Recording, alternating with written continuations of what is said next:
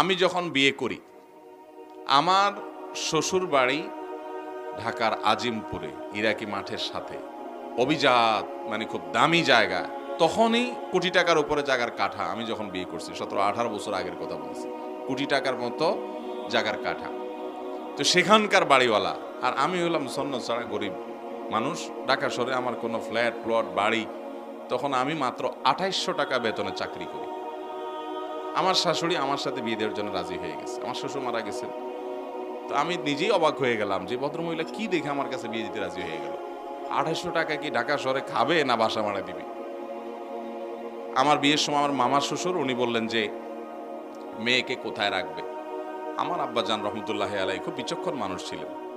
তো আব্বাজান বললেন যে আমার ছেলে যেখানে থাকবে আপনার মেয়ে সেখানে থাকবে। আমার ছেলে যদি ওই রাঙ্গামাটি জঙ্গলে চলে যায় তো আপনার মেয়ে সেখানে যাইতে হবে।